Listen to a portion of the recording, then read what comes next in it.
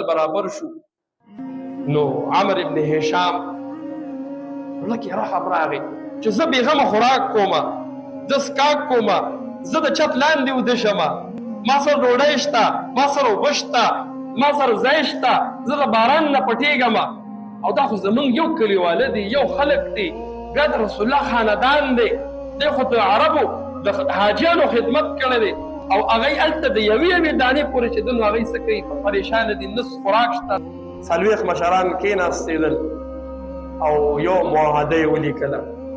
یو معاهده یې دا ولیکله چې د بنو هاشم څومره اولاد دی د بنو هاشم ما سیرت تاسو ته بیان کړو چې عبدالله عبدالمطلب دا د بنو هاشم اولادو د بنو هاشم چې څومره اولاد دی دی سره به مکمل بایکاټ نه به وله څوک رشته ورکوي نه به ترې رشته کوي نه به وله څوک څه ورکوي نه به ترې اخلي نه به پرې څوک څه خرڅوي نو چې دا بایکاټ یې ورسره وکړل رسول الله مبارک او د ده تره ابو طالب او دوی بنو هاشم د عبدالمطلب څومره خاندان چې و دا ټول په دې معاهده کې شامل شول څه خلک د رسول الله سره د ایمان په نسبت ودرېده چې مسلمان شوي او نور مشران د خاندان په وجه باندې د رسول الله سره ودرېده موږ به د سره موږ د بنو هاشم اولاد یو ایمان مو نه دی راوړی خو په دې معاهده کې شامل شو نو مکمل 3 کاله مکمل عربو د بنو هاشم سره مکمل بایکاټ دا 3 کاله په دې باندې ډېر زیات سخت شو رسول الله مبارک او د خاندان بنو هاشم چې څومره وو دا شیعه بیا ابي طالب ورته وایي یو غونډۍ ده دا ټول هلته کې لاړل یو دره وه هلته کې پاتې کېدل نو سره چا خبرې کولې نو وله چا څه ورکول نه ترې چا نکاح کوله نه وله چا په نکاح څه ورکول نه پرې چا څه خرڅول او په دې کې یو بدبخته چې د پیغمبر علیه السلام تره دی ابو لهب دی دی ولګېده دی لاړو قریشو سره ملګری شوي زه تاسو سره یم او اعلان یې وکړو مکه کې به ګرځېده چې کومه قافله به راتله مکې مکرمې ته به رادننه شو مالې تجارت به یې راوړو نو دی به لاړو ورته وایي شعب ابي طالب کې خلک دی ورې او داسې کار وکړه چې یو څیز د 50 روپو دی نو تی 1500 په زر خرڅ کا چې ستا کم تاوان دی دا زه درکوم دومره زیاتې ولې کې ای به څه خوري ای به څه څکي نه اوبه شته نه خوراک شته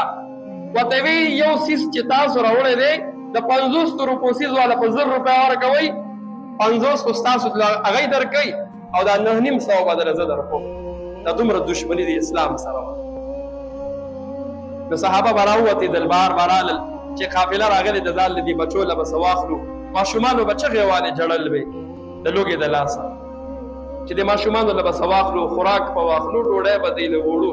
نو چې قافلې والا نه به یې تپوس وکړو چې کاکا دا څیز په څو دی نو هغه به ورته دومره ریټ ووایي دومره ریټ چې دا مجبوره صحابه کرام به واپس لاړل تش تور به لاړل او د ماشومانو د چغو اوازونه چې دنه د غر د درې د طرف ته به خلک اورېدل چې چا به زړه سخت و کافر به و هغه به ډېر خوشحالېده هغه به ډېر خوشحالېده چې ورګه نور په تکلیف کې شي چې تاسو د پلار نیکه دین پرېښودی دی او نوی دین مو قبول کړی دی او چې کوم به زړه کې رحم و رحمدله به و به دې خفه و داسې شي حکیم ابن حزام د بیبي خدیجه رضی الله تعالی عنه واره دی دی ولګېده او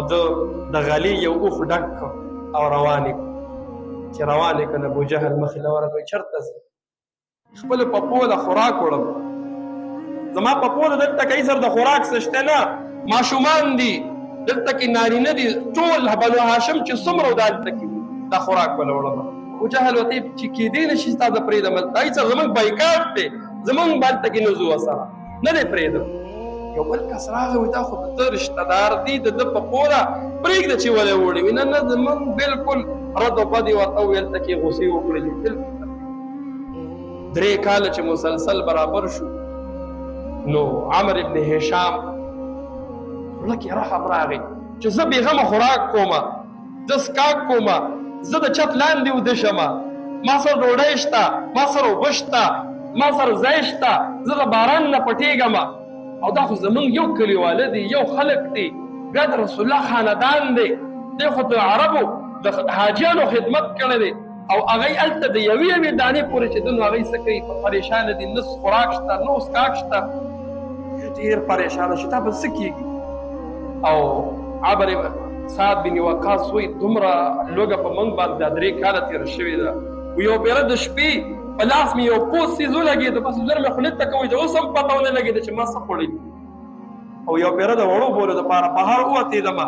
وایي د اوښ اوچه څرمن وه اوچه، وایي ما راواغسته او اوبو کې مې دغه کړله بنده کړله او صفا مې کړله بیا مې وخوړله. دا 3 کاله د کیکارانو پاڼې صحابه کرامو خوړلي، دومره زیاتې او ظلمونه په دې تېر شول. نو 5 کسه دی را بیدار شول، حکیم ابن حزام وسره عمر ابن هشام، او د حمایت کې خپلو کې مشوره وکړه چې سحر په د دې خلاف مونږ اواز اوچتو. نو یو کس پاڅېده، دا کم ظلمونه شروع دي، دا کم زیاتې شروع دي، مونږ دلته خوراکونه کوو، مونږ ډوډۍ خورو، مونږ د چت لاندې پاتې کېږو، دا زمونږ وروڼه دي هلته کې په تکلیف دي، زمونږ د وجې مونږ ورسره غم ښادۍ ورسره پرېښودي دي. هغه بل کس وایي دی ټیک وایي. نو دی چې کوم خپل ملګرو 5 کسانو دا بل کس پاڅېد وایي دی هم ټیک وایي. خلک پوه شول. ابو طالب صاحب ته رسول الله فرمایي ورشه ورته وایه تاسو چې کومه معاهده لیکلې وه په بیت الله شریف کې مو زلډه کړې وه هغه ټوله وینو خوړلې ده، صرف نوم د الله پکې پاتې شوی دی. ابو طالب راغی خلکو ته وی یو اعلان ته کوم زما واره دروغ نه وایي، خو زه درته یو خبره کومه هغه ما او دا خبره په دې کوو که چېرې حقیقت کې دا تاسو چې کومه معاهده لیکلې وه او د دې نه وینو چې دنو دا هر څه خوړلي وي خو بیا ټیک ته موږ آزاد یو، او که چېرې مطلب کاغذ پروت و سمو دا خپل واره تاسو ته زه حواله کوم چې څه ورسره کوئ. نو چې کله عهدنامه راواغستېدله نو ټوله ځونډه وه ټوله وینو خوړلې وه، صرف د الله نوم پکې پاتې، صرف د الله نوم. دا مشرکین ټولو سرونه ټپه کړل وته. دا 3 کاله په دې باندې کوم زیاتي او کوم ظلمونه د دې خلکو د لاس تېر شو. او نن که موږ تاسو وګورو د فلسطین حالاتو ته وګورو 200 ورځې وشو 200 ورځې او هغه خلک په هغوی باندې ظلمونه او زیاتي کوي. د 80,000 د پاسه فلسطینیان هغوی شهیدان کړي چې موږ وایو هلته امن دی، هغوی د سپیو هم حفاظت کوي، هغوی چې دنو د مارغانو چې دنو څه کوي د دوی هم خدمت کوي. خو زما د مسلمان څه کوي هغوی وینو ته تږي ناست. نن که موږ تاسو به ټول د دې حالاتو نه خبر یو چې پکار دا وه چې اسلامي حکمرانان چې څومره په مخ د ځمکه باندې دي ټول یې تپوس کړی و چې دا ولې ظلم کوي، دا ولې زیاتې کوي.